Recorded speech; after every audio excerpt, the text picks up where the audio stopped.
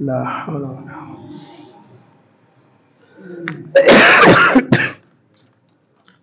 بسم الله الرحمن الرحيم فمن خاف من موص جنفا أو إثما فأصلح بينهم فلا إثم عليه إن الله غفور رحيم সূরাতুল বাকারা 182 নম্বর আয়াত। যে ব্যক্তি ওসিয়তকারী থেকে ভয় করবে কোনো কিছু গোপন করার অথবা কোনো একটা অসঙ্গতির, জুলুমের, ফাআসলাহা বাইনাহুম, তাদের মাঝে যদি মীমাংসা করে দেওয়া হয়, ফালা ইসমা আলাইহি, এই খারাপ নিয়তের কারণে তার উপরে কোনো গুনাহ হবে না। ইন্নাল্লাহা গফুরুর রহিম, নিশ্চয়ই আল্লাহ তাআলা ক্ষমাশীল এবং দয়ালু। গতকালকের আলোচনা ছিল একটা মাসালা, যে দাদা জীবিত থাকতেই যদি বাবা মারা যায় তাহলে দাদার সম্পত্তি নাতি নাতনি পাবে কিনা। শরীয়তের মাসালা হলো বাবার সম্পত্তি নাতিন পর্যন্ত যাওয়ার জন্য অথবা নাতি পাওয়ার জন্য শর্ত হলো চেইন থাকতে হবে। চেইনটা কি? মধ্যস্থ। মধ্যস্থটা হচ্ছে বাবা। বাবা যদি জীবিত না থাকে তাহলে দাদার সম্পত্তি থেকে নাতি নাতনি কোনো কিছু পাবে না। আইয়ুব খানের আমলে আইয়ুব খান এই কোরআন বিরোধী আইনটা পাশ করছে সংসদে, যে দাদার জীবিত থাকা অবস্থায় বাবা মারা গেলেও বাবা থাকা অবস্থায় নাতি নাতনি যে পরিমাণ সম্পত্তি পাইতো ওই পরিমাণই সম্পত্তি পাবে। এখন কথা হলো, শরীয়ত বলছে এতিমদেরকে দেখাশোনা করার জন্য। তাহলে এই মাসালাটা যদি এমন হয় যে বাবা না থাকার কারণে এই এতিম সন্তানগুলা মাহরুম হয়ে যাবে দাদার সম্পত্তি থেকে, বাবার সম্পত্তি তো নাই, দাদার সম্পত্তি বন্টন হইলে তো বাবা সম্পত্তি পাইতো, তো বাবা সম্পত্তি বন্টন হওয়ার আগেই চলে গেছে, তাহলে দাদার সম্পত্তি থেকে বাবা পাইল না, বাবা না পাওয়ার কারণে তার সন্তানরা পাইল না। তো এই কারণেই আল্লাহ তাআলা শরীয়তের আরো একটা সহজ বিধান দিছে, যে কেউ যদি চায় তার জীবদ্দশায় তার সম্পদের 1/3 ওসিয়ত করতে পারবে, সমস্ত সম্পদ দিয়ে দিবে, এটা শরীয়ত গ্রহণ করবে না। কেউ মারা যাওয়ার আগে তার আত্মীয় স্বজনদের সাথে রাগ করে বললো যে আমার যা সম্পত্তি আছে সব মাদ্রাসা মসজিদ দান করে দিলাম, এটা শরীয়ত সাপোর্ট করবে না। আপনি চাইলে আপনার সব সম্পত্তি মাদ্রাসা মসজিদকে দিতে পারবেন না। কেন পারবেন না? অনেকগুলো কারণ আছে, তার মধ্যে একটা কারণ বলছিলাম গতকালকে, যে আপনি যে সম্পত্তি জমাইছেন এই সম্পত্তিটা কাকে কম দিয়ে জমাইছেন? সন্তানদের হক কম দিয়ে তারপরে জমাইছেন। চাহিদা তো মানুষের শেষ হয় না। সন্তান চায় সে 3 বেলা ভালো খাবার খাবে, সন্তান চায় সে এসি রুমে থাকবে, বিশাল বালা থাকবে, তার গাড়ি থাকবে, কিন্তু সন্তানের ওই চাহিদাটা পূরণ না করেই আপনি টাকা জমায় কি করছেন? সম্পত্তি করছেন। এই সম্পত্তির মধ্যে আপনার সন্তানের হক, আপনি সবাই হককে বাদ দিয়ে সমস্ত সম্পত্তি মসজিদ মাদ্রাসায় দিয়ে দিবেন, এমনটা শরীয়ত গ্রহণ করবে না। কেউ যদি ওসিয়ত করে যে অমুককে আমার অমুক জায়গাটা দিও, অমুককে আমার অমুক জায়গা, অমুককে আমার ওই বাড়িটা, বা মাদ্রাসায় আমার ওই জায়গাটা, বা মসজিদের জন্য এটা, তার ইন্তেকালের পরে তার সমস্ত সম্পত্তিগুলোকে 3 ভাগ করা হবে। 3 ভাগ করার পরে 1 ভাগে যেই পরিমাণ সম্পত্তি থাকে ওইটাই শুধু ওসিয়ত হিসাবে, সে যে ওসিয়ত করে গেছে অমুককে দিও অমুককে দিও, এটা বাস্তবায়ন করা হবে, বাকি 2 ভাগের মধ্যে বাস্তবায়ন করা হবে না। দৃষ্টান্ত স্বরূপ, কেউ 90,000 টাকার মালিক, তখন সে মারা যাওয়ার আগে ওসিয়ত করে গেল যে আমি একটা মসজিদ করব, আর আমার ওই অমুক জায়গায় এক আত্মীয় আছে তাকে এটা দিব, আর মাদ্রাসায় এত টাকা দিব, অনেকগুলো ওসিয়ত করছে। এখন ওসিয়ত গুলা হিসাব করে দেখা গেল যে 60,000 টাকা পার হয়ে গেছে। তো 90,000 কে যদি 3 ভাগ করা হয় তাহলে 30,000 করে পড়ে। তো তার সমস্ত ওসিয়ত গুলা 30,000 টাকার মধ্যে পূরণ করা হবে। 30,000 এর বাইরে 31,000 টাকা যাওয়ার কোনো সুযোগ নেই। বাকি 60,000 টাকা যেটা থাকবে এটা তার সম্পত্তি মিরাস হিসাবে বন্টন হবে। তা আগে মানুষের হাতে ছিল, মানুষ যাকে খুশি তাকে দিত। আল্লাহ তাআলা এই বিধানটা দিয়ে বুঝাইছেন যে মানব জাতির হাতে যদি কোনো বিধানকে ছাড়া হয় তো সে কখনোই এটা সুষ্ঠু বন্টন করবে না। এই কারণে আল্লাহ বিধানটা টান দিয়ে নিয়ে আল্লাহ বলছেন, ইউসিকুমুল্লাহু ফি আওলাদিকুম লিযযাকারি মিসলু হাজ্জিল উনসায়াইন, তোমাদের সম্পত্তি বন্টন হবে আল্লাহ যেভাবে বন্টন করবেন সেভাবে। আল্লাহ বন্টন সুষ্ঠুভাবে করছে। এখন নারীবাদীরা কি বলে? বলে যে নারী পুরুষের সমান অধিকার। তো নারী পুরুষের সমান অধিকার বললে কি সমস্যা? নারী পুরুষের সমান অধিকার বলার পরে এই নারীবাদীদের পরবর্তী স্টেপ হচ্ছে যে নারী পুরুষের অধিকার যেহেতু সমান, সম্পত্তিও সমান বন্টন হবে। নারী পুরুষের যদি সমানভাবে সম্পত্তি বন্টন হয়, এটা কি কোরআনের পক্ষে হলো না কোরআন বিরোধী হলো? কোরআন বিরোধী। কোরআন বলছে নারী অর্ধেক পাবে, পুরুষ তার ডাবল পাবে। নারীকে যে কোরআন অর্ধেক দিছে, অল্প দিছে, এটাও নারীর জন্য বেশি। কারণ নারীর খরচের কোনো খাত নাই। সে বিবাহের এক পর্যন্ত মাতা পিতার কাঁধের উপরে, বিবাহের পরে স্বামীর কাঁধে, স্বামী মারা গেলে তার সন্তানদের কাঁধে, সন্তানরা মারা গেলে তার নাতি নাতনিদের কাঁধে। সে একের পর এক কাঁধের উপরে ভর করেই মরণ পর্যন্ত যাবে। তারপরে তাকে সম্পত্তি কেন দিছে, আরেকটা ক্লু শেয়ার করি। সম্পত্তিটা এই জন্যই দিছে যে কিছু নর পশু আছে, এরা বিবিদের উপর অত্যাচার করে। বিবির কাছে যখন কিছু সম্পত্তি থাকবে, তখন এই বিবির উপরে অত্যাচার করতে পারবে না। অত্যাচার যদি করেও, বিবি ওই তার যে যৎসামান্য শরীয়ত যে তাকে একটা অংশ দিছে, ওই অংশ দিয়ে যেন কোনোভাবে জীবন যাপন করে যেতে পারে, ওই পুরুষের হাত থেকে যেন রক্ষা পাইতে পারে, এই কারণে শরীয়ত তাকে একটা অংশ দিছে। আমি আরো আগে একটা আলোচনা এনেছিলাম যে অনেক সময় মোহরে ফাতিমি, বিবাহের ভিতরে মোহরে ফাতিমি ধরে। তো মোহরে ফাতিমির এখন বাজার দর হচ্ছে 1,80,000 সর্বোচ্চ 22 ক্যারেট হিসাব করলে। তো 1,80,000 কি একটা মেয়ের দাম। এই মেয়েটাকে তার মা বাবা ছোট থেকে কত আদর করে লালন পালন করছে। এই মেয়েটাকে আপনি কিনতেছেন কত দিয়া? 1,80,000 টাকা। আর 1,80,000 টাকা এখন কিছুই না। তো বিবাহ করে নিয়ে আসছে, আনার পর থেকে বিবির উপর অত্যাচার। কারণ কি? মহারানা কত? 1,80,000। এদিক সেদিক করলে ছেড়ে দিব, একটা যাবে আরেকটা আসবে। কিন্তু এই নারীর জীবন শেষ। এই নারীকে তো সমাজে সবাই চিনে, এই যে তালাকপ্রাপ্তা, ডিভোর্স নিয়ে আসছে, এই নারীকে সবাই খারাপ চোখে দেখে। কিন্তু এই নারীটার জীবনটাকে যে নরপশু শেষ করছে, ওই নরপশুকে সবাই বাহবা দেয়। গত আমলে সেঞ্চুরি পালন করছে আল্লাহ।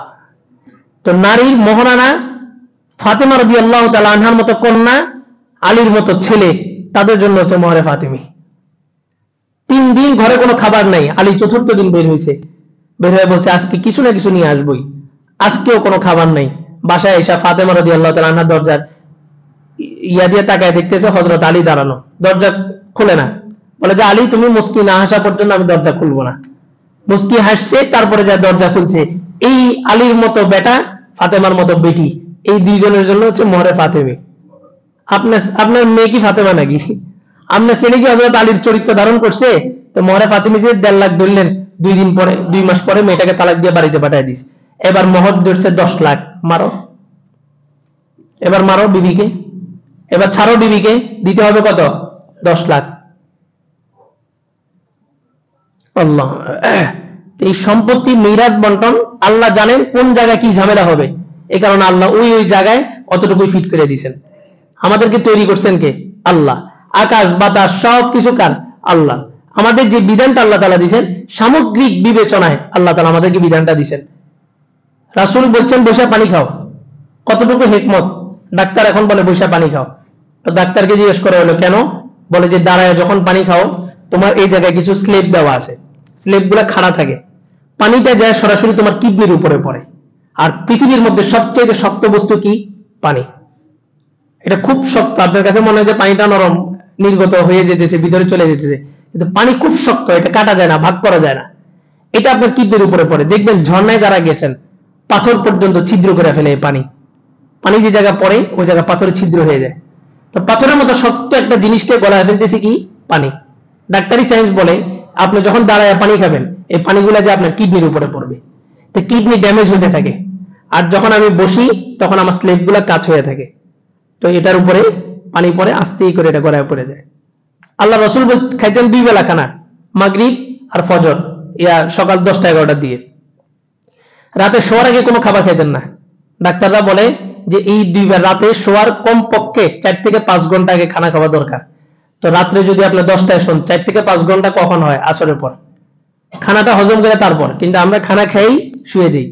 জাপান থেকে একটা ক্লিনিক, ডাক্তারি হসপিটাল মদিনাতে আসছে আল্লাহ রসুলের ওয়াফাতের 100 বছর পর। ব্যবসায়িক চিন্তাধারা নিয়ে আসছে যে মরুভূমি এলাকাতে কোনো হসপিটাল নাই, আমি যদি একটা হসপিটাল করি, সারাদিন মনে হয় মানুষ এখানে সিরিয়াল দিয়ে রাখবে। কিন্তু 6 মাস চলে গেছে, কোনো মানুষ সেখানে আসে না। তারা সেখানে যারা নেতৃত্ব স্থানীয় ছিল, নেতা, এনাদের সাথে বসে বলে যে কি ব্যাপার, তোমাদের কি মানুষ অসুস্থ হয় না? তো বলে যে মানুষ অসুস্থ হয়, আমরা প্রাকৃতিক ট্রিটমেন্ট, যেটা আমাদের মনীষী, তখন ওখানে মুসলমান ছিল না, তো তারা বলে যে মনীষী দা 100 মনীষীর একটা জীবনী লিখছে বিধর্মী।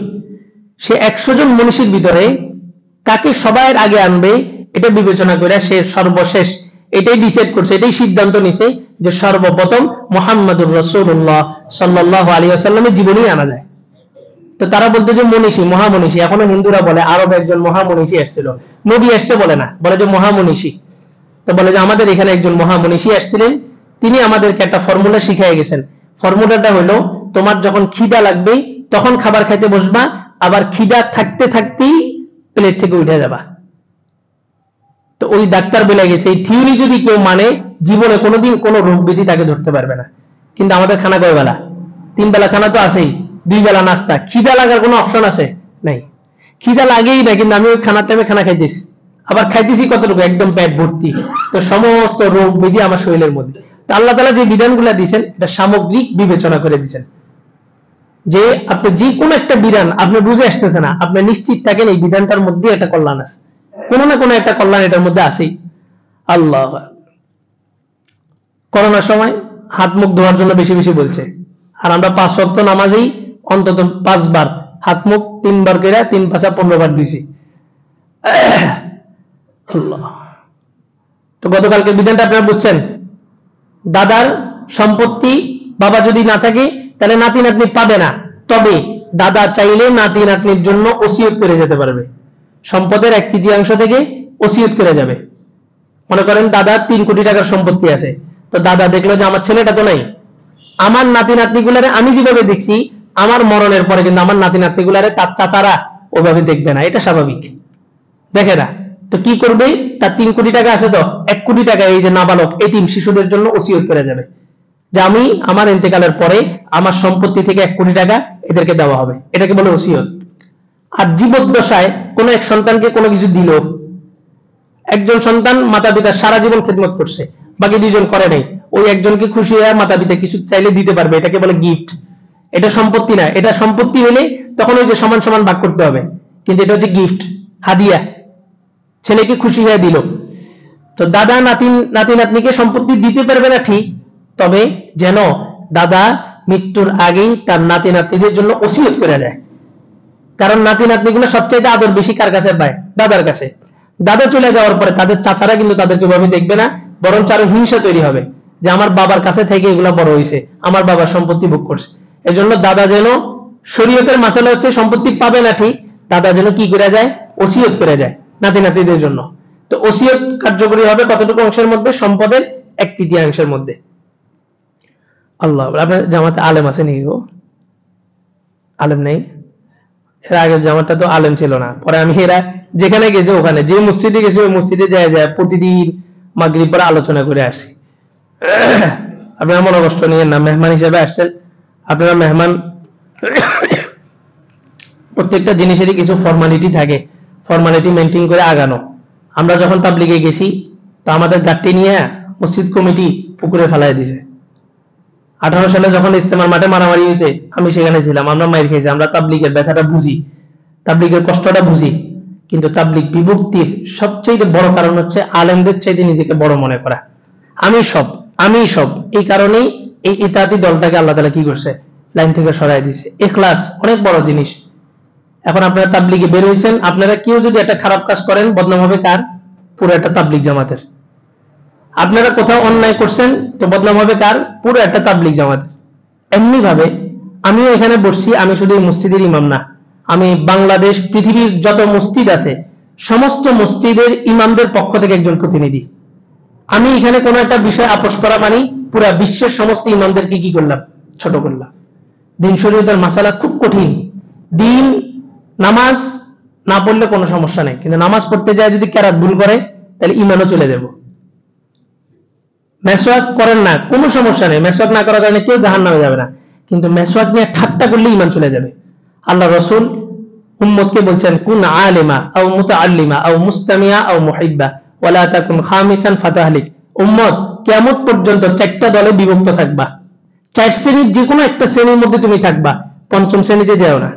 কোন আলেমা, তোমার যদি সম্ভব হয় তুমি আলেম হও, আও মুতাআল্লিমা অথবা আলেমের ছাত্র হও, আও মুস্তামিয়া অথবা আলেমের কথা শ্রবণকারী হও, আও মুহিব্বা অথবা আলেমকে মহব্বতকারী হও, ওয়ালা তাকুন খামিসান, এই 4 শ্রেণীর বাহিরে 5ম শ্রেণী হতে যাও না, ফাতাহলিক, তাহলে তুমি ধ্বংস।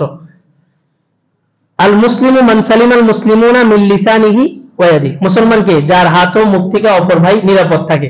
এই জন্য মানুষ বলে ভাই তুমি কারো যদি উপকার না করতে পারো অন্তত কি করো না, ক্ষতি করো না। এই জন্য সবসময় সতর্ক থাকবেন, দিনের কাজ করতে বেরোইছি, আমার দ্বারা দিনের কাজ হোক বা না হোক, কিন্তু দিনের জন্য কোনো কি না হয়, ক্ষতি না হয়। খুব সতর্ক, কাজটা আল্লাহর।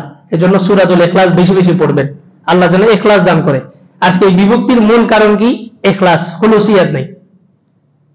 আবু যর গিফারী রাদিয়াল্লাহু তাআলা আনহু আসতেছেন, আল্লাহ রাসূল আর জিবরাইল বসা। তো জিবরাইল বলে যে হাদা আবু যর গিফারী।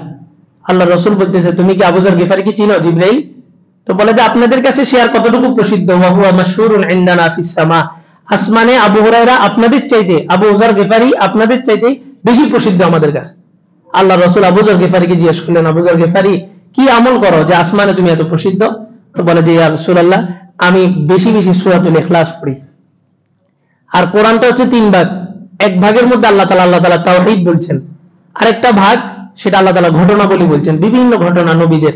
আরেকটা ভাগ সেটা হচ্ছে কি মাসলা মাসাইল বলছেন। তিন ভাগ। তাহলে এক ভাগের মধ্যে কি আছে? আল্লাহ তাআলা তাওহীদ। সূরাতুল ইখলাস পুরাটা সূরা শুরু থেকে শেষ কি আছে? আল্লাহ তাআলা তাওহীদ আছে, একত্ববাদের পরিচয় আছে, যার কারণে হাদিসের মধ্যে আসছে সুলুসুল কোরআন। সূরাতুল ইখলাস কেউ যদি একবার পড়ে তাকে আল্লাহ তাআলা কোরআনের 1/3 পড়ার সওয়াব দান করবেন। কেন? ওই যে 1/3 কি আছে? তাওহীদ আছে।